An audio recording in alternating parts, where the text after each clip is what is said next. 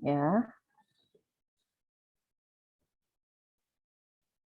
Nah, sebelum menginjak langkah selanjutnya, proses seleksi itu membutuhkan persyaratan sistem kualitas. Karena kita darah itu termasuk produk obat yang tersertifikasi oleh Badan POM. Nah, maka persyaratan sistem kualitas itu diutamakan, ya. Pertama pada saat rekrutmen donor sehat dan resiko rendah. Syarat utama adalah pertama rekrutmen donor sehat dan resiko rendah. Donor sehat itu ya siapapun yang mendonorkan darahnya syaratnya harus benar-benar sehat dan beresiko rendah. Beresiko rendah itu seperti mahasiswa, pelajar, orang kantoran, TNI. Kalau beresiko tinggi ya kita kayak nakes, pegawai LP, narapidana, terus ada lagi itu pegawai prostitusi, pekerja PSK, ya itu resiko tinggi. Karena apa? Dia resiko tinggi untuk menularkan infeksi lewat transfusi darah. Resiko tinggi ketularan kayak seperti HIV, hepatitis B, hepatitis C, sifilis, ya itu seperti itu. Jadi yang dipilih memang benar-benar donor yang resiko rendah. Oleh karena itu sampai sekarang baik Kemenkes, baik FDA, FDA itu Federation government dari Eropa dan Amerika itu tidak memperbolehkan kita melakukan seleksi dan pengambilan darah donor di LP di penjara. Itu nggak boleh karena sudah terbukti darahnya banyak yang hasil IMLPD-nya reaktif. Jadi dari tempat sarana dan prasarana tidak mendukung karena di situ banyak kumannya, maksudnya banyak penyakitnya di situ. Jadi termasuk donor resiko tinggi. Nah, sedangkan persyaratan sistem kualitas yang kedua adalah seleksi donor hanya dilakukan pada donor yang sudah memenuhi syarat sebagai pendonor. Nah, syarat donor kemarin kan sudah apa aja?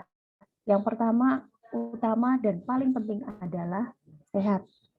Sudah, itu nggak ada gantinya. Sehat. Walaupun kemarin saya agak pusing, saya minum obat tetap nggak boleh. Berarti masih pusing. Minimal 3 hari sembuh dari segala gejala. Ya kan? 3 hari bebas dari obat. 7 hari bebas dari antibiotik. 3 hari bebas dari obat analgetik, antipiretik, NSAID, maksudnya obat-obat yang meredakan nyeri, mengencerkan darah, itu menurunkan demam, itu nggak boleh dikonsumsi sebelum melakukan donor darah. Minimal 3 hari ya. Nah, kan pertama itu. Kedua, usia. Ya, nanti saya akan jelaskan satu-satu kenapa usianya harus 17, kenapa berat badan harus 45 ya. Nah, persyaratan sistem kualitas untuk pendonor yang ketiga adalah dokter dan petugas yang tidak berwenang tidak boleh melakukan seleksi donor. Jadi nggak boleh sembarangan. Petugas harus yang benar-benar sudah terlatih, syukur sudah ada sertifikat pelatihannya sesuai dengan kompetensinya. Jadi kenapa analis atau ATBM ya, ATLM biasa, analis lab tidak boleh melakukan pengambilan darah karena bukan kompetensinya. Jadi analis atau D3 analis kesehatan, kalau di PMI kerjanya cuma di laboratorium, tidak boleh melakukan seleksi pengambilan darah nusuk pendonor, nggak boleh ya, kan sesuai kompetensinya. Dokter pun begitu, kalau dokter yang sudah terlatih atau bukan dokter asal ada surat pendelegasian tugas dari dokter yang bertanggung jawab di situ. Jadi benar-benar harus dokter dan petugas yang berwenang. Yang tidak berwenang tidak boleh. Ya.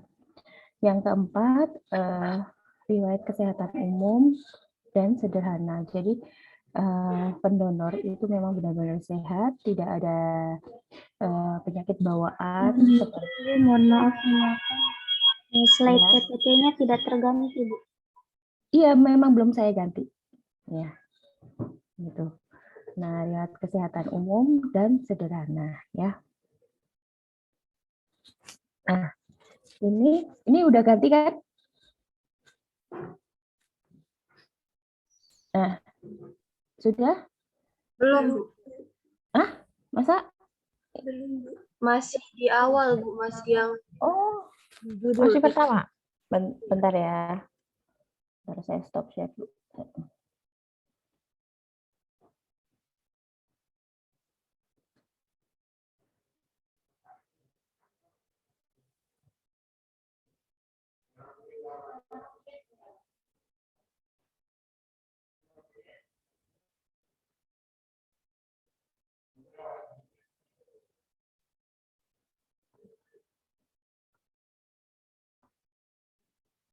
Sudah ini? Masih di awal, Bu. Ini sudah? Belum, Bu. Masih di judul, Bu. Oh, masih jujur. Bentar-bentar ya. Apa ya? Kok nggak bisa?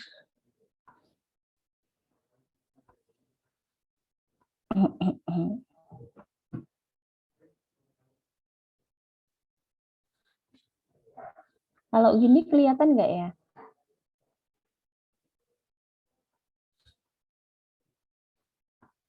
Kelihatan, Dok. Kelihatan ya? Apa gini aja ya? Gini nanti. Nah, ini kelihatan nggak? Kelihatan, Dok. Ini kelihatan segini. Ini kelihatan? Kelihatan, Dok. Kelihatan. Coba saya gini. Ini? Kelihatan, Dok. Gini? Ganti nggak? Ganti, Dok. Ganti. Oh ya, oke. Nah, ya. Jadi tadi tentang persyaratan sistem kualitas, saya ulangi. Ini nomor 1, rekrutmen donor sehat dan risiko rendah. Nomor 2, seleksi donor hanya dilakukan pada donor yang sudah memenuhi syarat sebagai pendonor. Nomor 3, dokter dan petugas yang tidak berwenang tidak boleh melakukan seleksi donor. Yang keempat, riwayat kesehatan umum dan sederhana ya dari pendonor tersebut. Yang selanjutnya adalah seleksi donor. Seleksi donor itu apa yang termasuk seleksi donor di situ? Tahapan yang dilakukan dalam proses penyelesaian donor. Yang pertama adalah anamnesa pendonor. Anamnesa itu menggali tentang riwayat kesehatan pendonor secara sederhana dan secara singkat. Misal Bapak apakah punya riwayat penyakit kronis atau sebelum ini pernah dirawat di rumah sakit atau pernah kena COVID atau pernah sakit apa. Itu menggali dari pertanyaan-pertanyaan kepada pendonor, pertanyaan tentang menyangkut riwayat kesehatan. Yang kedua, pemeriksaan fisik dan vital sign. Vital sign, pemeriksaan fisik dan vital sign. Jadi pemeriksaan fisik diperiksa, benar-benar diperiksa tensi, nadi, nah itu termasuk vital sign ya. Tensi, nadi, suhu, itu termasuk vital sign. Pemeriksaan fisik, jadi dilihat fisiknya mulai dari kepala sampai kaki, singkat aja. Kalau misalkan ada yang mengkhawatirkan, semisal dia ada bentol-bentol di seluruh badan, ada kayak badan bernanah, terus ada gatel-gatel gitu, ya kita pertimbangkan lagi, berarti tidak boleh donor. Karena kalau lesi itu kayak gatel yang berada di lebih dari 3 tempat, itu berarti sudah ada penyakit autoimun dan berarti tidak boleh mendonorkan darahnya. Ya, jadi kayak ada kan orang yang turun semua seluruh tubuh, nah itu nggak boleh. Ya sudah ada penyakit autoimun, itu nggak boleh karena nanti dalam plasmanya akan terbawa sindrom-sindrom yang ada di penyakit itu. Dan kasihan pasiennya yang terima darahnya nantinya. Ya. Dan menimbulkan reaksi transfusi lebih besar daripada pendonor darah yang pendonornya normal atau sehat. Nah, vital sign, tensi darah, tekanan darah, nadi, suhu tubuh, ya. Dan sekarang karena musim COVID, lagi pandemi, kita tambah dengan saturasi oksigen. Nah, pemeriksaan penunjang itu kayak hemoglobin, hematokrit, tinggi badan, ya itu untuk pemeriksaan penunjang sebelum melakukan pengambilan darah. Lebih lagi dikhususkan untuk pengambilan darah secara aferesis. Nah, yang pertama anamnesa. Anamnesa itu terdiri dari 1, persyaratan donor, 2, kapan harus menunda atau memperbolehkan menyumbang. Nah, persyaratan donor pertama yang ditanyakan biasanya saya sesuai dengan inform consent dari pendonor donationer itu, saya tanyakan semua yang kira-kira mengundang perhatian. Misalkan mereka mengisi seharusnya ya, mereka mengisi tidak, nah kita gali dari situ. Nah, persyaratan donor yang saya sering tanyakan yang pertama banget adalah Anda sehat hari ini, pasti itu ya, karena syarat utama adalah sehat. Yang kedua, apakah Anda minum obat dalam 3 hari terakhir? Nah, kalau iya kemarin saya minum obat, berarti sudah gugur. 3 hari harus bebas obat, kecuali penyakit-penyakit tertentu yang kronis, yang harus membutuhkan obat tiap hari, itu masih bisa ditoleransi, yaitu 1, penderita hipertensi yang terkontrol oleh dokter. Penderita hipertensi itu sudah sering mendonorkan darahnya sebelumnya. Dan penderita tersebut mengkonsumsi obat hanya 1 jenis atau maksimal 2 jenis dalam sehari. Minimal 4-5 jam sebelum donor. Nah, itu boleh mendonorkan darahnya. Yang kedua, penderita diabetes mellitus. Diabetes mellitus selama masih menggunakan terapi oral atau minum obat itu diperbolehkan asal 1-2 jenis obat. Kalau lebih dari 2 jenis obat berarti sudah ada komplikasi. Tidak diperbolehkan donor. Ya. Terus kalau penderita diabetesnya suntik insulin itu sudah tidak boleh lagi donor. Nah, sama halnya dengan hipertensi. Hipertensi kalau penderitanya sudah ada komplikasi ke jantung atau sudah pasang ring jantung lah, segala sesuatu yang berhubungan dengan jantung itu sudah tidak boleh donor. Karena tugas jantung adalah memompa darah.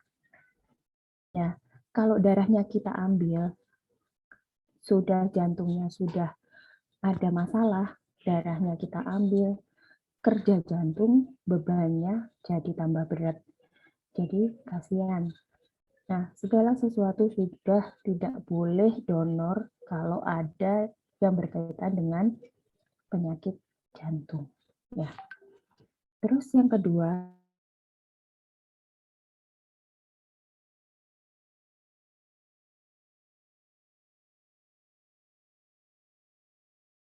nomor 91 tahun 2015 diperbolehkan menstruasi asal HB memenuhi syarat. Tapi kenyataannya, karena kita orang kesehatan, jadi harus aplikatif ya, harus menyesuaikan dengan pendonor yang ada, menyesuaikan dengan letak geografis, tingkat kesehatan di daerah sekitar kita ya. Misalkan menstruasi hari kedua, hari ketiga, lagi banyak-banyaknya. HB sih oke, boleh diambil. Tapi apa tega kita? Setelah itu pendonornya akan lemas, pasti. Karena darah yang dikeluarkan sudah banyak banget. Nanti di akhir menstruasi malah dia yang butuh transfusi kan. Nah, tujuan donor adalah tidak ada yang membahayakan baik pendonor maupun penerima. Ya. Jadi kalau saran saya menstruasi boleh asal sudah mau habis, tinggal flek-fleknya aja. Hari kelima, hari keenam, dan itu pun tidak pendonor yang pertama, ya, yang sudah pernah mendonorkan darahnya sebelumnya. Ya, rata-rata wanita kalau donor pertama ya ada fisik, ada dari segi psikologis, ada apa ya, ketakutan lah, lemes gitu, pasti pingsan, rata-rata seperti itu. Jadi udah takut terus mau pingsan, dia menstruasi. Nah, menyiksa banget kan kita sebagai petugas pengambilan darah tidak boleh seperti itu, karena PMI itu kan kemanusiaan, jadi tidak boleh merugikan pendonor. Nah, itu yang menunda. Ketiga, ibu hamil tidak boleh. Ibu menyusui boleh kalau bayinya sudah usianya lebih dari 6 bulan. Karena apa? Kalau bayi masih usia 6 bulan, nutrisi yang dia dapat hanya dari ibunya, dari air susu ibunya. Ini kaitannya dengan cairan yang ada di tubuh ibunya. Darah itu kan termasuk cairan tubuh. ASI juga termasuk cairan tubuh. Kalau darahnya diambil, takutnya mengurangi konsistensi atau kandungan nutrisi yang ada di ASI tersebut. Jadi jangan dulu, pokoknya setelah bayinya bisa makan MPASI, bisa makan pendamping ASI, yaitu usia 7 bulan, 8 bulan, 9 bulan, boleh ibunya donor darah. Bukan nanti ibunya jadi lemes atau enggak, cuman mengurangi kadar nutrisi yang ada di ASI tadi. Ya, itu. Ini sekilas, nanti ada selanjutnya ada. Nah, ini lembar-lembar form questionnaire dan inform consent, ya. Itu harus diisi lengkap satu persatu oleh pendonor dan dokter. Tanda tangan juga harus ada, karena ini penting. Segala sesuatu tindakan nakes, tidak hanya di PMI, tidak hanya di rumah sakit, semuanya nakes, dokter, perawat, itu harus ada inform consent dan terdokumentasi. Karena kita itu petugas kesehatan, sangkutannya dengan nyawa, bukan main-main ya. Jadi harus terdokumentasi. Kalau ada apa-apa, kita ada bukti yang kuat ya. Terus sudah ya. Selanjutnya, nah, inform consent seperti ini. Ini form questionnaire donor darah. Kalau ada yang sudah pernah donor, seperti ini ya, questionnaire dan inform consent-nya. Jadi pertama, ini yang diisi oleh pendonor adalah ini.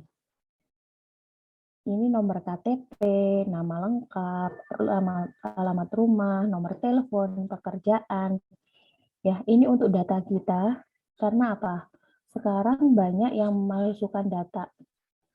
Jadi istilahnya ada pendonor yang sudah positif, IMLTD-nya reaktif. Misalkan dia positif HIV di PMI Depok. Ya, terus dia donor, dia kan otomatis sudah ke-reject kan. Ke-reject di Depok. Terus dia donor dengan identitas baru, KTP baru, memalsukan diri di UTDP. Nah, itu makanya penting ada nomor KTP. Dan ini sekarang kita sudah ada SIMDONDAR namanya, Sistem Informasi Manajemen Donor Darah, yang terlink seluruh Indonesia. Jadi maupun mau dia masukin KTP apapun, sudah ada datanya. Dan insya Allah akan terlink juga dengan data Dispenduk Capil. Jadi sudah tidak bisa istilahnya donor di mana-mana walaupun reaktif. Ya, kan banyak yang kayak gitu. Apalagi donor bayaran zaman dulu. Yang penting dibayar kan. dan mereka niatnya juga kayak nyebar-nyebar virus ya kemana-mana, kan merugikan kita sendiri juga kan, merugikan pihak unit transfusi darah. Nah ini makanya kartu donor kedepannya akan ada fotonya seperti KTP ya, biar tahu dalam identitas donor. Karena identitas donor ini harus divalidasi oleh petugas administrasi. Kalau adik-adik pernah donor, ada petugas admin di depan itu yang mendaftar itu memvalidasi. Dia membawa kartu donor atau KTP atau SIM. Nah, riwayat donor sebelumnya itu seperti apa dilihat pada waktu SIM donor. Kemudian ini diisi oleh petugas HB. Ini petugas validasi donor, ada nama petugasnya, ada tanda tangannya. Itu perlu ya. Kalau nanti penelusuran misalkan ada sesuatu masalah, akan tahu di sini, oh ternyata yang masukin si ini. Nah, yang kedua diisi oleh petugas HB. Nah, petugas HB harus mengisi ini, namanya siapa, HB-nya berapa, kalau pakai kuprisulfat ya tenggelam atau mengapung ya kan, terus dicek golongan darahnya, resusnya. Nah, yang ketiga diisi oleh dokter di sini. Nah, dokter tekanan darahnya berapa, berat badan berapa gitu ya. Ini pemeriksaan fisik ya, sederhana di sini. Yang di sini adalah diisi oleh petugas akta. Nama, siapa. Nah, biasanya ini ditempel barcode. Ditempel barcode, terus setelah itu pas pengambilan ada lancar atau tidak lancar, ada reaksinya hematom atau pusing atau muntah ya. Nah, ini kuesioner pendonor yang harus diisi. Ada 41 pertanyaan. Kita mengadopsi dari American Blood Bank ya, Asosiasi American Blood Bank atau IABB. Nah, di situ ada 41 pertanyaan yang wajib diisi dan kita tanyakan lagi sebagai dokter atau petugas yang sudah didelegasikan untuk melakukan seleksi donor, kita tanyakan lagi, yang nggak perlu satu-satu ya, nanti kelamaan, yang sekiranya mengundang pertanyaan. Yang wajib adalah, saya sering menanyakan adalah, sehat hari ini, ya kan, sedang minum antibiotik, ya, atau infeksi lain. Ya, itu paling sering saya tanyakan. Yang pertama itu, yang kedua mengenai vaksin. Vaksin ya. Terus minum obat aspirin 2 kali 24 jam ya. Setelah donor minimal 3 hari ya. 3 hari. Nanti bisa nanti waktu praktiknya biasanya dikasih ya inform consent ini kuesioner. Nah, nanti bisa adik-adik atau ambil di UPDP juga banyak ya. Ini terus 6 minggu terakhir untuk donor darah wanita apakah saat ini sedang hamil, kan kalau hamil nggak boleh ya. Terus kalau pernah menyumbangkan darah itu juga nggak boleh. Waktu jeda penyumbangan darah, kalau plasma 2 minggu, plasma trombosit 2 minggu.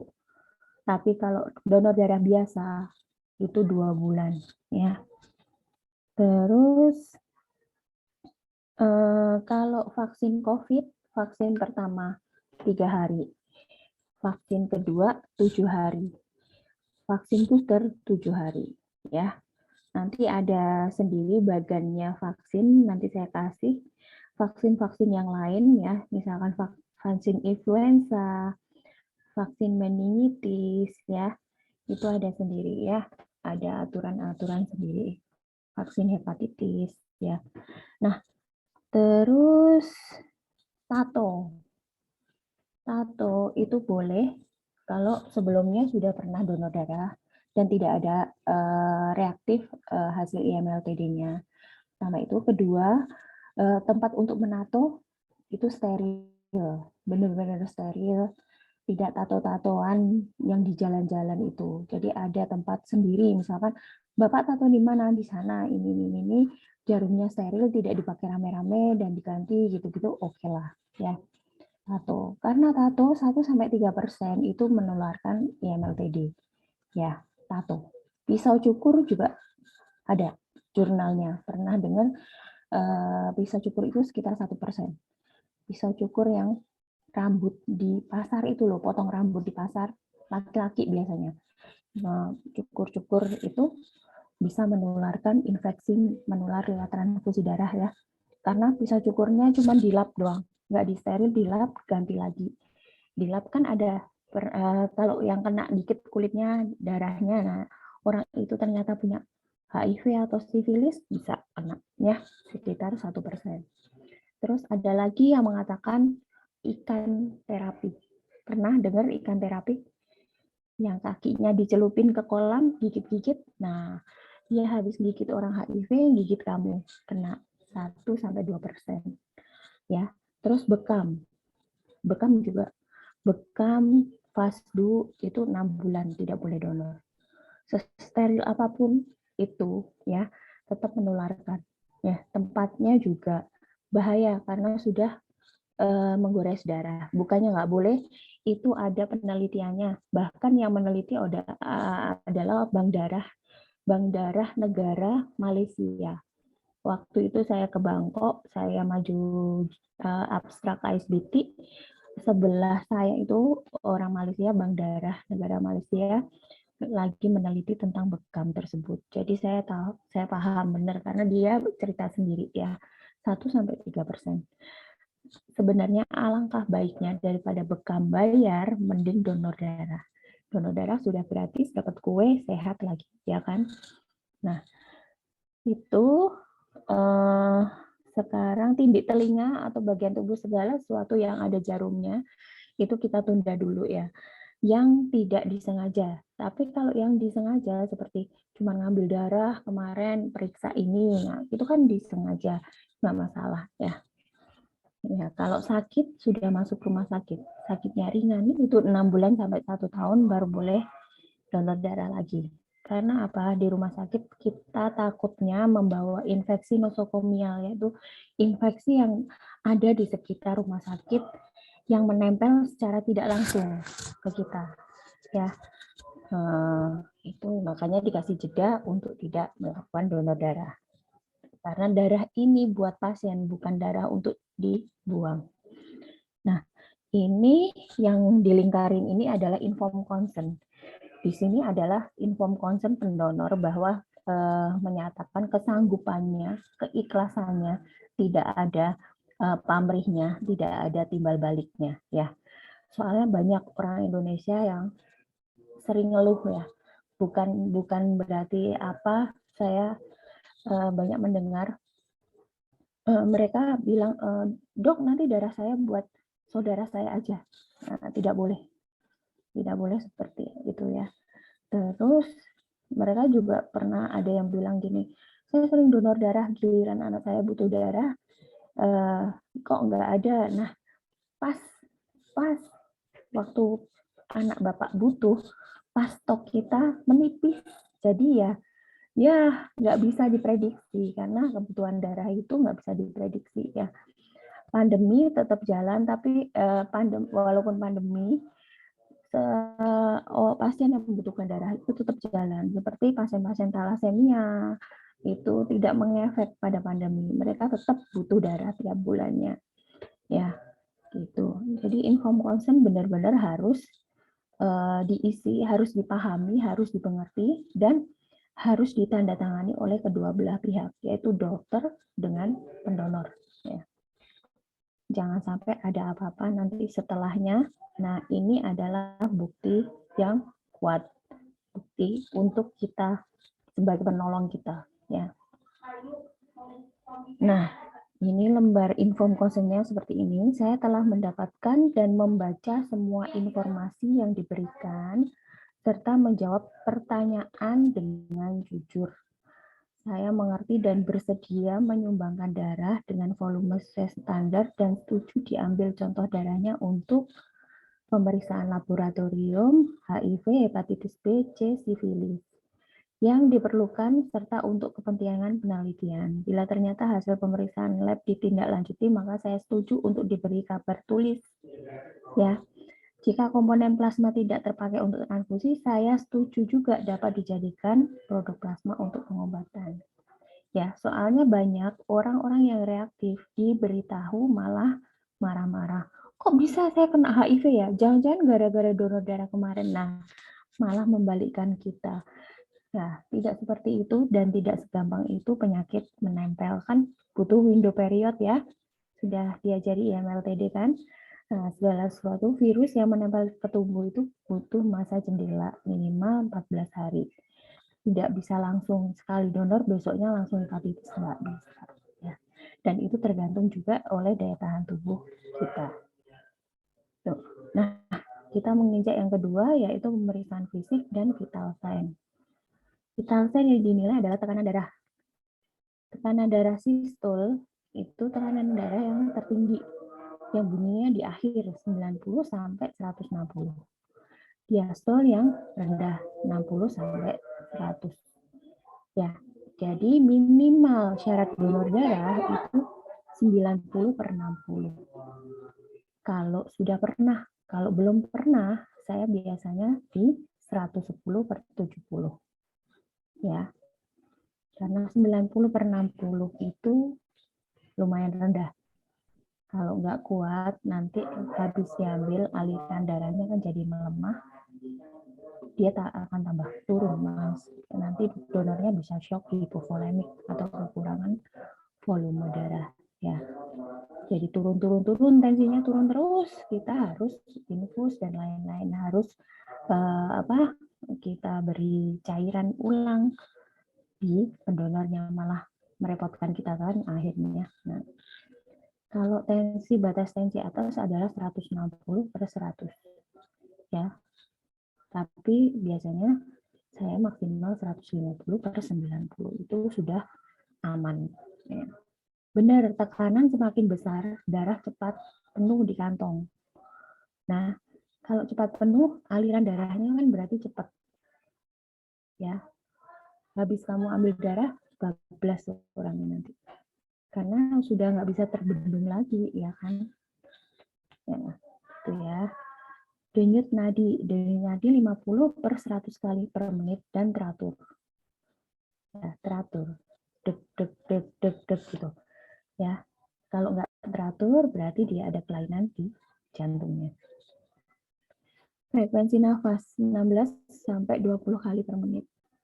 Ya, tidak lagi sesek atau lagi terengah-engah, deg-degan. Nah, itu suhu badan 36,5 sampai 37,5. Di atas 37,5 sudah masuk masa subdemam atau subfebris ya. 37,8 jangan deh ya. Apalagi musim pandemi begini. Dan tambah satu lagi yaitu saturasi oksigen. Saturasi oksigen itu 96 sampai 99% normalnya. Di bawah 96 berarti sudah ada kelainan di paru-parunya. Apalagi pada musim COVID ya. Nah, teknik pemeriksaan darah di sini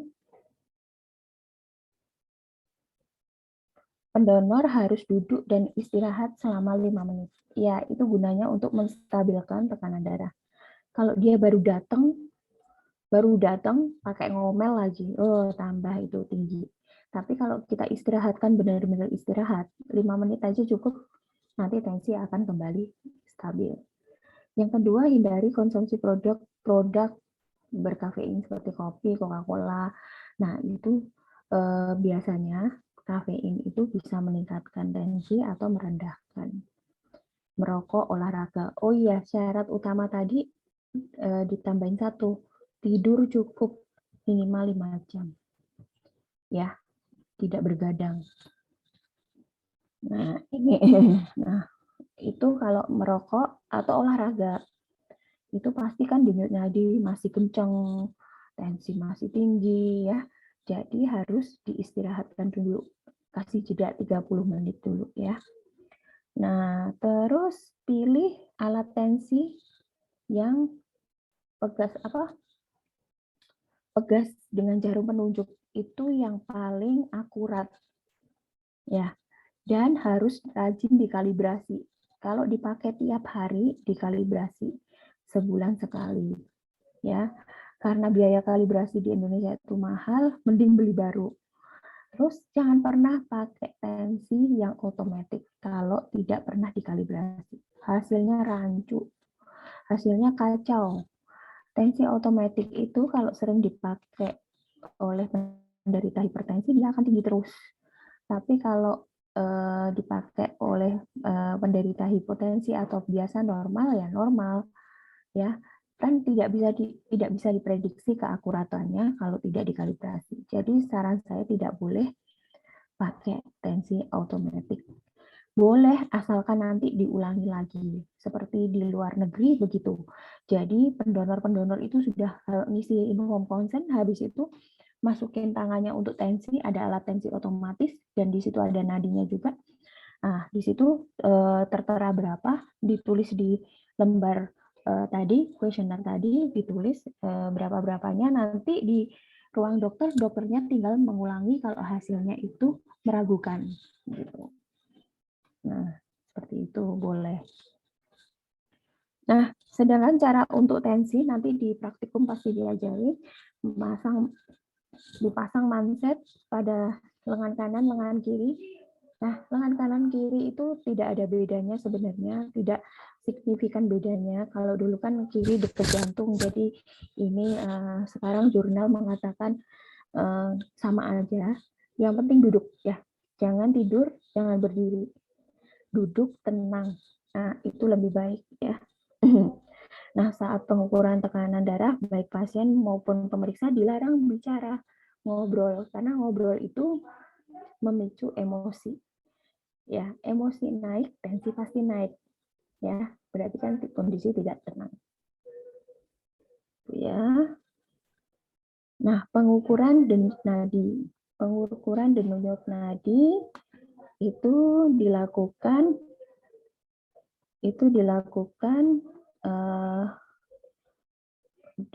dengan menekan ujung jari di telunjuk nih, seperti ini. Ini kan vena radialis ya di sini, vena radialis ularis di sini. Nah, kita tekan venanya di situ, ya, pangkal ibu jari, hitung 15 detik. Jadi kalau kita pakai arloji seperempatnya, hitung seperempatnya itu, seperempat dari jam 12 sampai jam 3. 15 detik itu.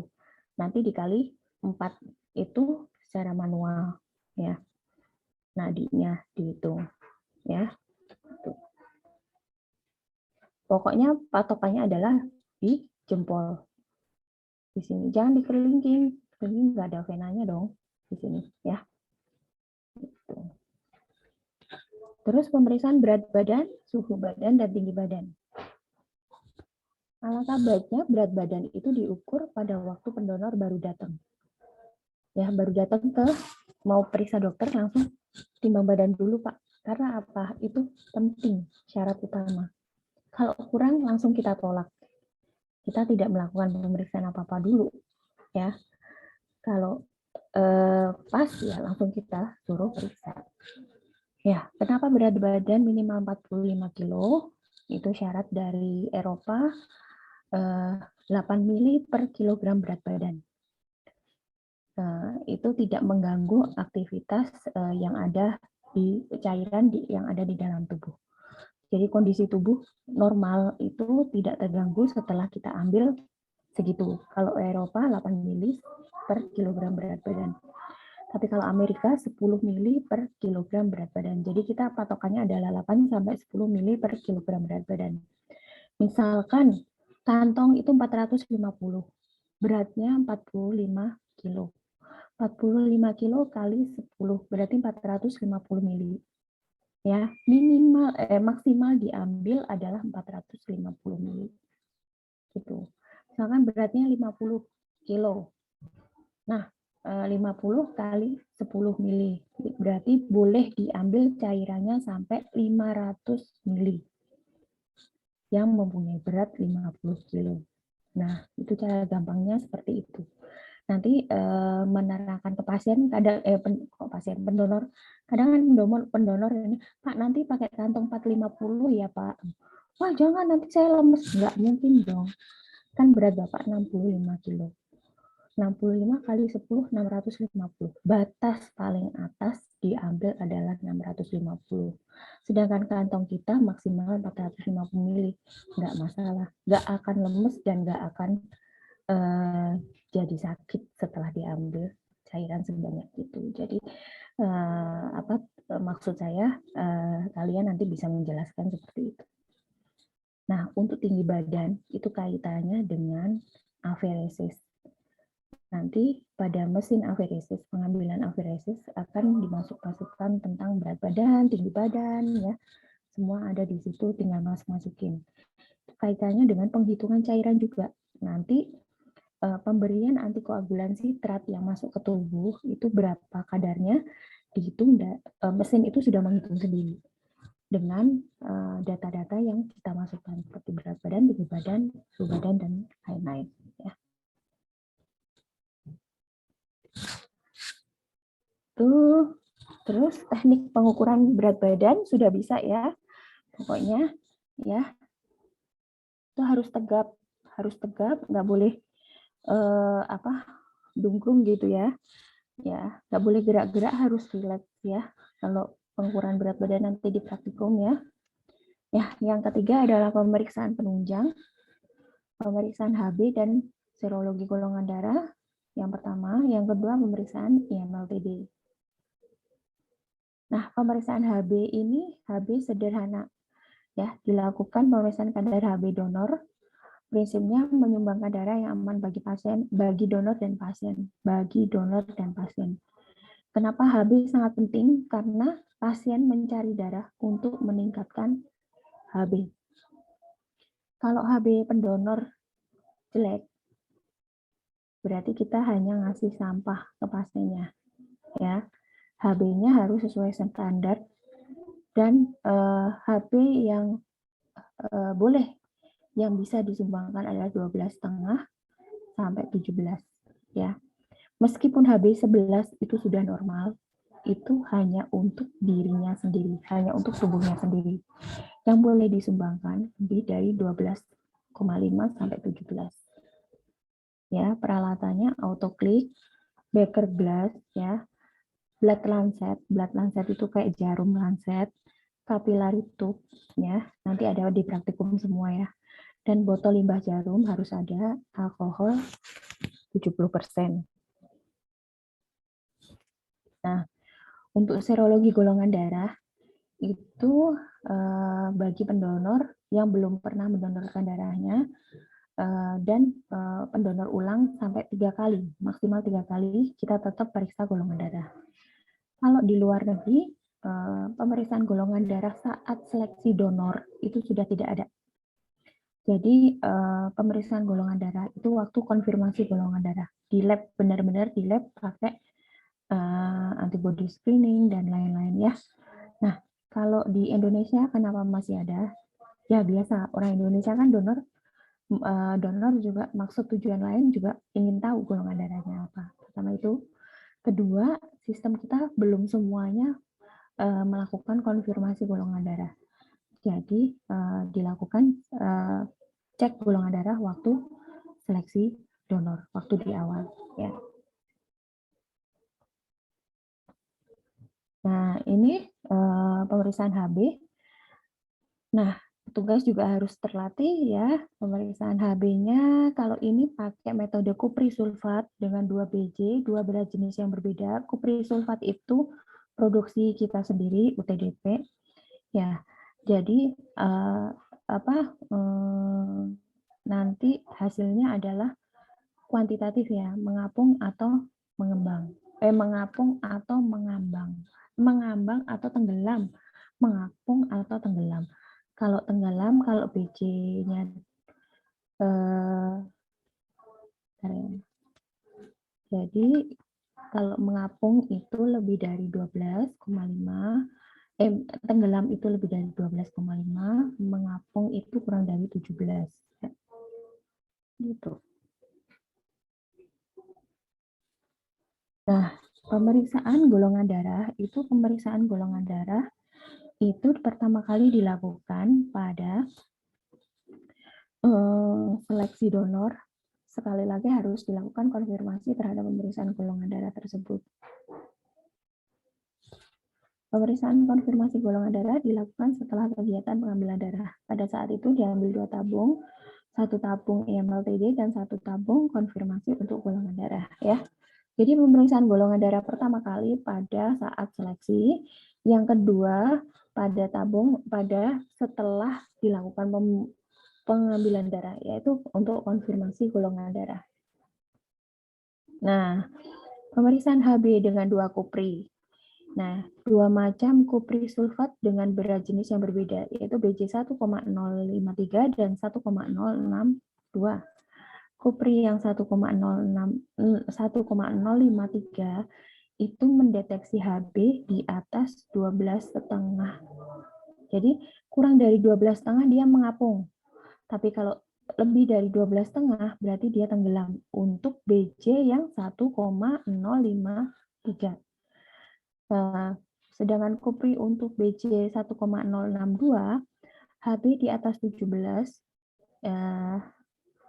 itu kalau menggunakan BJ 1,062 di atas 17 akan tenggelam, dan kurang dari 17 akan mengapung. Nanti lebih jelasnya di praktikum ya. Nah, larutan kupri sulfat itu sangat hemat. Ya, hemat dan dilakukan biasanya di UTD yang menengah ke bawah. Kalau UTD yang sudah mampu, sudah di kota besar, biasanya memakai alat hematologi yang otomatis itu, yang namanya apa, aku lupa ya. Jadi bisa keluar angka, kualitatif ya, keluar angka. Jadi HB-nya berapa, langsung keluar angka. Tapi itu kosnya mahal, satu pemeriksaan itu bisa Rp9.000. Ya, kalau UTD kecil belum mampu. Ya, nanti akan mahal di situ. Nah, yang keempat yang sangat penting pada proses seleksi dan pengambilan adalah langkah mencuci lengan. Ini maaf ya, keliru, bukan tangan ini. Mencuci lengan. Kalau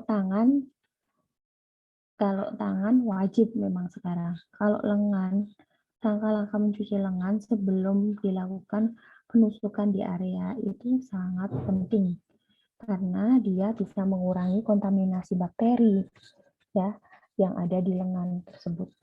Kalau MU, kalau di luar gedung, kalau pengambilan darah di luar gedung, tidak ada keran yang memfasilitasi, kita menggunakan tisu basah antiseptik untuk pengganti cuci lengan. Biasanya dikasih oleh petugas akta. Ya, jadi sebelum kamu melakukan pengambilan desinfeksi lengan donor, dilakukan cuci lengan atau mengusap dengan tisu basah antiseptik. Nah, setelah itu dilakukan pengambilan darah, habis itu istirahat. Istirahat minimal 15 menit setelah melakukan donor darah di ruang refreshment donor. Tujuannya apa? Nanti kalau ada apa-apa, misalkan langsung pulang, nanti kalau takutnya di jalan ada apa-apa, pingsan, kita tidak bisa memonitor. Karena 2 jam setelah donor darah itu masih tanggung jawab yang mengambil darah. Ya.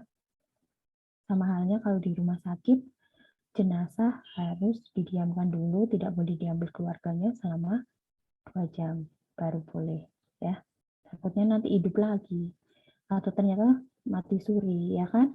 Nanti kalau dinyatakan meninggal terus dibawa ke rumah ternyata hidup lagi, ternyata tadi mati suri, kan bingung, nanti malah merepotkan keluarganya. Jadi takutnya seperti itu. Jadi segala tindakan medis pasti ada ruang refreshment-nya. Bahkan vaksin pun gitu kan.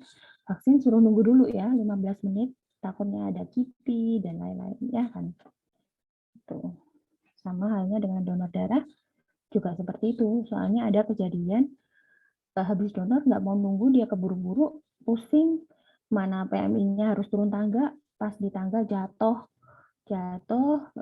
kepalanya robek, harus dijahit dan lain-lain. Siapa yang akan tanggung jawab? Ya, kembali ke kita lagi kan. Sebenarnya kesalahan dari pendonor, cuman apa-apa, ya kita lagi ya. Makanya segala sesuatunya harus didokumentasikan dan ada bukti tertulisnya. Terus, nah, terima kasih. Ini dari seleksi ada yang ditanyakan? Mohon izin bertanya, Dok. Ya, silakan. Untuk penderita TBC, Dok, apakah setelah selesai pengobatan TBC itu boleh langsung melaksanakan donor atau menunggu jeda waktu yang ditentukan, Dok? Untuk TBC pengobatan 6 bulan kan ya, pengobatan Iya, Dok. 6 bulan itu harus menunggu dulu benar-benar bersih dianya, itu sekitar 6 bulan setelah pengobatan. Baik, terima kasih, Dokter. Ya, soalnya takutnya ada gejala sisa atau ada reinfeksi ulang lagi kalau daya tahan tubuhnya belum kuat ya. Biasanya kan TB kan memang lama penyembuhannya. Jadi kita lihat selama 6 bulan itu oke, ya sudah boleh donor darah. Gitu ya.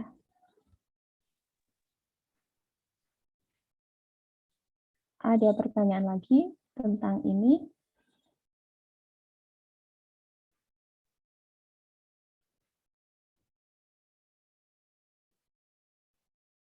Tentang seleksi? Ini belum saya jelaskan penolakan ya, penolakan ya apa aja yang perlu ditolak, apa aja yang perlu diiyakan ya. Ini hanya teknik dulu, teknik seleksinya dulu ya. Untuk penggalian anamnesa hanya sekilas saja, belum ini. Oh ya, satu lagi untuk pengambilan HB di jari itu paling baik adalah jari apa? Sudah praktikum belum? Sudah. Jari Jari jari tengah, Dok. 3 jari. 3 jari. Terus yang mananya? Yang paling tidak sakit?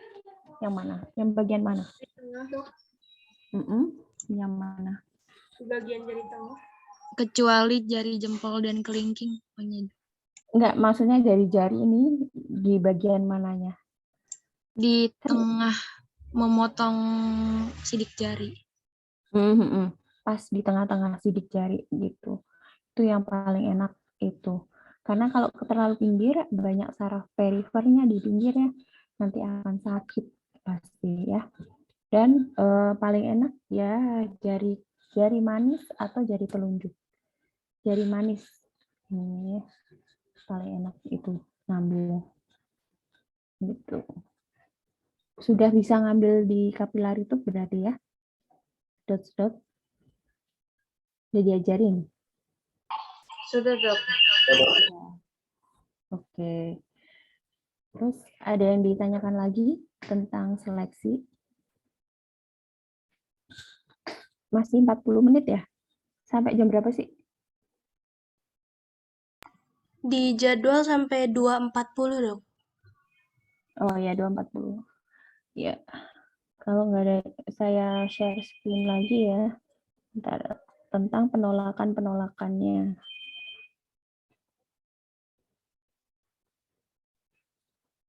Kalau ini alat-alat sudah ya, sudah tahu semua ya. Sudah, Dok.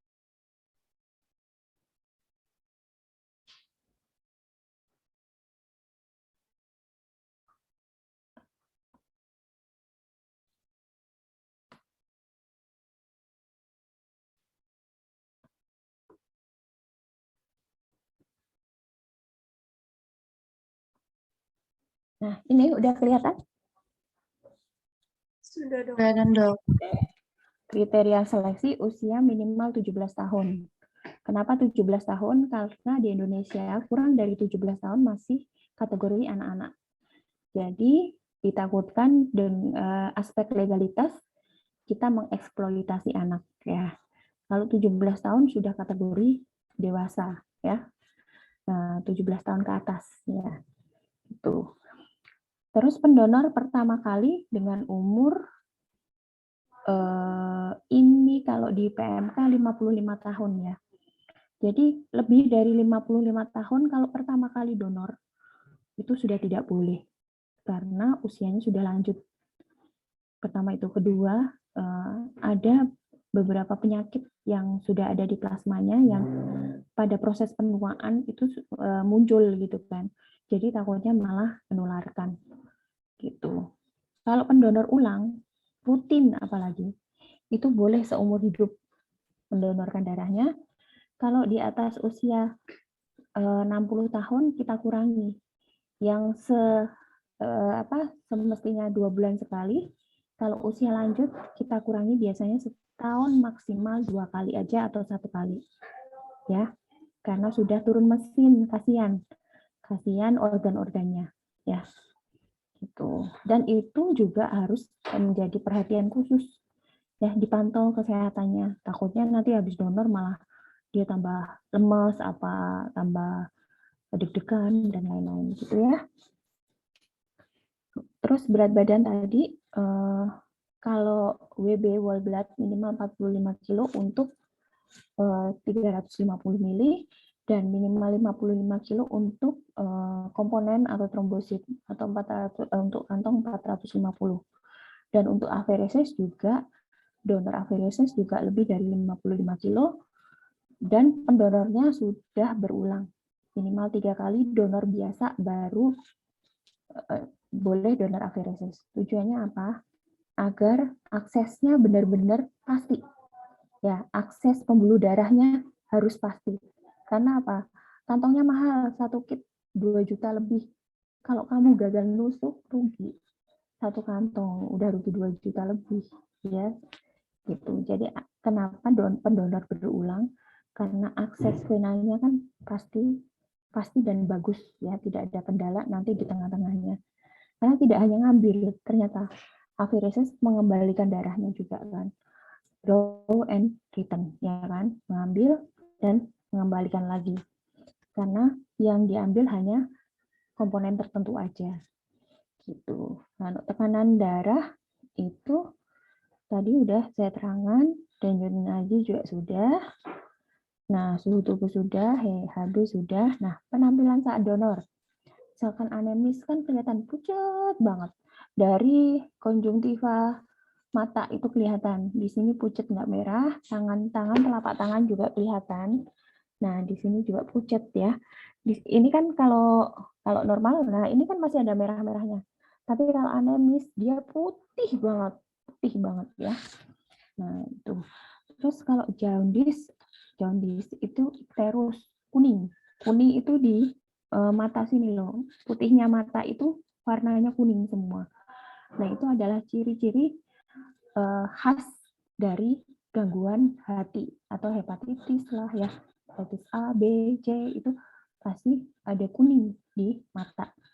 Gitu. Sianosis itu biru-biru. Mulutnya biru.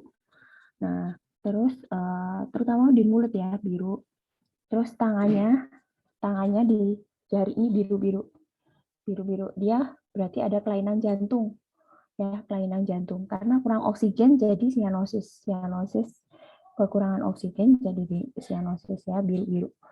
Nah, tapi untuk COVID Delta, COVID yang jenis Delta, itu malah persis kayak sianosis biru-biru di sini. Cuman dia tidak kekurangan oksigen. Tapi memang ciri khasnya. Ada yang sampai biru di jari-jarinya. Terus dyspnea. Dyspnea itu sesak ya. Sesak nafas. Kan baru datang kelihatan. Nah, itu dyspnea. Berarti dia punya sakit jantung atau asma yang lagi kumat saat itu. Nah, penderita asma boleh donor asal terkontrol, tidak kumat pada saat itu, ya. Gitu. Terus ketidakstabilan mental, ya, retardasi mental itu tidak boleh mendonorkan darahnya, gitu ya. Alkohol, ya, alkohol lagi mabuk, biarkan dia sadar 1 kali 24 jam setelah sadar baru boleh donor. Karena efeknya adalah reaksi transfusi, bisa alergi, bisa gatal-gatal pada yang penerima darahnya.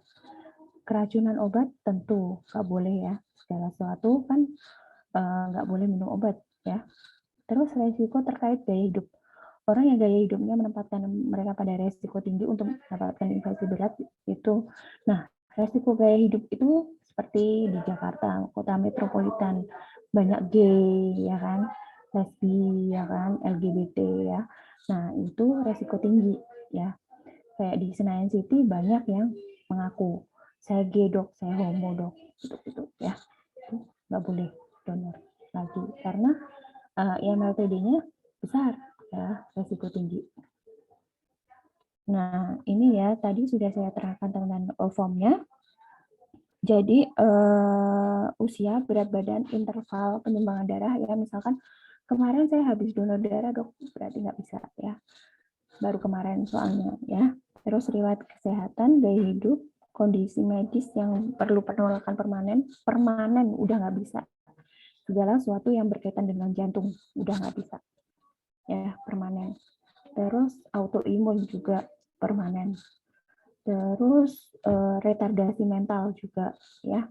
Terus ada lagi apa ya?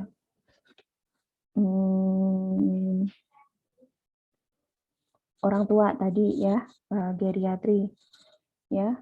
Terus penolakan sementara misalkan hepatitis C, kemarin mengidap hepatitis C tapi sekarang sudah sembuh, gitu kan, masih bisa sembuh gitu intinya. Terus riwayat imunisasi, vaksin sama dengan imunisasi. Vaksin itu bahasa luar negeri, imunisasi itu bahasa kita. Ya, terus riwayat infeksinya. Nah, tadi lembar inform consent-nya seperti ini. Ya, kesepakatan harus menandatangani, pokoknya penting ya, inform consent itu penting. Ya. Kerahasiaan pendonor itu harus benar-benar rahasia. Ya, tidak boleh ada yang tahu. Ya. Pendonor reaktif itu yang tahu hanya petugas lab yang mengecek, petugas IMLTD pun nggak tahu nama pendonornya. Taunya hanya nomor barcode-nya saja. Yang tahu, benar-benar tahu nama pendonornya adalah hanya satu orang se-UTD, yaitu dokter yang ditunjuk untuk konseling pendonor. Dah itu ya, benar-benar kerahasiaannya tertutup ya. Yang berhak mengkonseling, memberitahu adalah beliau. Dan beliau juga tidak boleh memberitahu, oh kamu HIV, itu nggak boleh, karena kita di UTD itu sifatnya hanya screening, bukan diagnosa. Jadi hanya mengasih tahu Anda reaktif IMLTD-nya, Anda harus dirujuk di poli ini untuk pemeriksaan ini. Begitu. Dan karena kita hanya screening, belum tentu positif atau belum tentu diagnosa pasti gitu ya. Dan data itu kita jaga kerahasiaannya, karena itu berkaitan dengan legalitas hukum, ya. Nah, hambatan mendonor itu pertama adalah petugas yang tidak ramah. Pasti pendonor tidak mau lagi. Kalau datang ke UTD ada petugas tersebut, aku nggak mau donor sama itu, mbaknya galak gitu kan. Nah, saya mohon adik-adik semuanya besok, namanya kita kerja di pelayanan, harus ramah ya, service excellent. Karena apa? Gaji kita, duit kita itu dari mereka. Kalau kita nggak ada yang donor, kita nggak gajian. Ya, itu prinsipnya pelayanan seperti itu. Sama juga dokter. Dokter kalau tidak ramah, tidak pasien tidak jadi lega dengan ketemu dokternya gitu. Nah, kalau tidak ramah pada pasien, nanti gajian dari mana? Ya, dapat uang juga dari pasien, bukannya mendoakan orang sakit, enggak. Tapi memang bidang nakes itu adalah service excellent, pelayanan yang sempurna, istimewa, ya. Tuh, apalagi orang sakit, ya. Terus pernah kesakitan. Nah, pernah kesakitan itu karena mungkin petugasnya juga jengkel atau lagi apa, emosi. Gitu, nusuk ya, gitu kan. Jadinya kan merasakan kesakitan, mereka tidak mau balik lagi. Pernah ditolak. Nah, pernah ditolak, mungkin menolaknya juga kasar. Ya, kita menolak itu harus ada alasan khusus. Alasan khusus, alasannya pasti. Ada data, ada bukti. Nah, orang sekarang itu butuhnya itu, ya. Kita tidak boleh asal bicara, karena orang-orang sekarang itu udah pinter-pinter. Ya, kita harus hati-hati banget tentang masalah menolak. Kalau memang tidak mampu menolak, kalian bekerja di mana, nanti bilang sama dokter yang bertanggung jawab di situ. Nanti dokternya yang akan bicara dengan donor tersebut, ya. Jangan diatasi sendiri, ya. Kalian pasti nantinya akan punya atasan-atasan yang lebih jago, ya. Karena tidak tahu bahwa tujuan donor itu ternyata bagus, ternyata menguntungkan, ya. Atau takut jarum, ya, takut disuntik, takut terjadi apa-apa, nanti aku donor malah ketularan, nanti aku donor malah aku jadi lemas gitu, ya. Tidak ada waktu, itu pasti jauh dari UTD-nya, ya. Tapi kalau udah tahu jauh, kalau niat ya pasti oke, ya. Saya punya pendonor itu jauh, rumahnya 40 kilo, dan dia sudah mendonorkan sampai 100 kali hanya dengan naik sepeda ontel aja, sepeda biasa itu, ya. Dan dia mendapat penghargaan dari presiden dulu, ya. Menunggu lama, ya. Tuh, namanya juga service excellent. Tidak, mereka pasti tidak mau menunggu lama, karena mereka yang dirugikan, bukan kita yang dirugikan, kan. Mereka sudah dengan sepenuh hati mau menyumbangkan darah, jadi harus cepat-cepat dilayani, ya. Jangan malah bercanda atau apa di depan mereka, itu rasanya wow, nanti mereka tidak mau lagi donor kepada kita, ya. Itu. Nah, seleksi dan pengambilan darah ini sekilas aja, ya. Ini bahan dan alat meja pendaftarannya, ini di UTDP seperti ini. Nah, formulirnya seperti ini. Ini just lab, pasti udah tahu. Ini sarung tangan, kalau bisa non powder, ya. Jangan ada yang powdernya itu bikin alergi, pertama. Kedua, bikin kontaminasi, ya kan? Ya. Kursi donor, paper slide, ya, sudah tahu semua, udah praktikum kan? Timbangan badan, alkohol, antisera. Antisera harus disimpan di suhu 2-10 derajat, ya. Dan waktu donor pun juga harus ditaruhkan di coolbox, ya. Tensi, stetoskop. Jangan sampai ada yang nggak tahu ini tensi, ya. Tensi raksa seperti ini, tensi pegas seperti ini, ada jarumnya. Tempat mencuci tangan dan lengan. Bedanya apa? Kalau cuci tangan ininya pendek, kerannya, ya. Kalau lengan ini nggak ada contohnya, ya. Kalau lengan itu menjuntai ini, ya, tinggi, ya, gitu. Itu penting, soalnya ada di Badan POM nanyain kayak ini. Terus, nah ini tempat gunting kan steril. Nggak boleh di dalamnya ada alkohol yang ngecembeng, nggak boleh. Harus kering ini tempatnya, gitu, ya. Nih, pean, gunting, pinset, kan tahu semua, ya. Blood bag stripper, ya, stripper. Tempat kasa, ya, atau apa namanya, tromol, tabung sampel, ungu itu ada etanya, merah nggak ada, ya kan. Hemoscale, alat timbang darah, ya. Tujuannya untuk homogenisasi waktu pengambilan dan mengukur berat darah. Kalau di daerah jarang yang ada punya, ya sekarang sudah mulai ada sih. Kadang hanya timbangan roti atau bahkan nggak ada. Ngukurnya sesuai kalau sudah penuh sudah gitu. Jangan ya. Kalian harus tahu yang benar adalah ini. Memang ini harganya mahal. Satu ini 40 jutaan ya. Kantong. Nah, ini yang kantong triple ya. Kantong triple dengan sampel pouch. Nah, ini limbah jarum. Limbah jarum harus ditaruh di botol, tertutup gini, agar tidak tertusuk-tusuk jarumnya. Waktu dibuang nantinya kan merugikan karena infeksius ya. Meskipun botol, terus tetap ditaruh di tempat. Atau botol aja nggak apa-apa. Asal jangan aluminium foil gitu kan bisa menusuk. Masih bisa menusuk ya. Nah, tempat limbah ini non-infeksius dan infeksius ya. Cool box ya, seperti ini. Ruang refreshment donor ya. Kegiatan pengambilan, mendaftar, harus nulis sendiri, nimbang badan ya kan. Cek golongan darah. Ini mesin HB nih, HemoQ nih. Ya. Tuh. Nah, ini sampel pouch ya. Jadi taruh di sampel.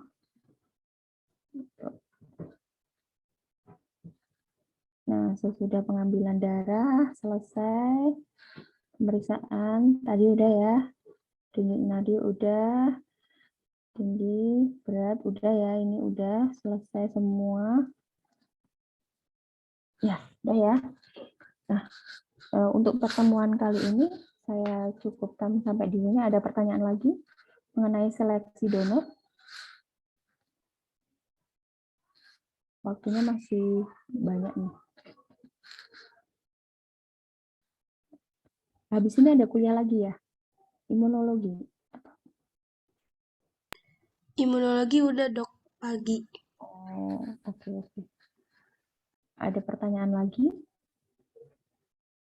tentang seleksi donor? Ini belum menginjak pengambilan ya. Saya walaupun ngajar 2 mata kuliah, tapi saya urutin aja.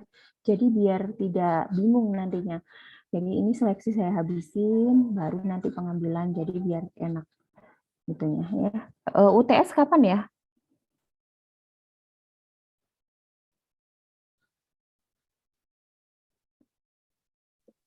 Bulan Mei. Mei ya. Iya. Setelah Lebaran ya. Jadi nanti seminggu lagi mungkin sudah pengambilan. Nah, nanti reaksi pasca donor, reaksi setelah donor itu baru setelah UTS ya. Gitu. Tadi pengambilan ya. Nanti slide-nya saya kasih ke Ajeng ya. Ya. Mau tugas lagi enggak? Nanti aja lah minggu depan. Minggu depan kita bisa offline atau online terserah. Mau offline online terserah, saya nurut aja. Yang jelas kalau online Senin sampai Jumat aja ya, jangan Sabtu. Ya, itu ada pertanyaan lagi? Kalau nggak ada, saya akhiri sekarang biar kalian bisa persiapan tarawih nanti malam ya kan? Ya, terima kasih pertemuannya saya akhiri. Semoga bermanfaat. Assalamualaikum warahmatullahi wabarakatuh.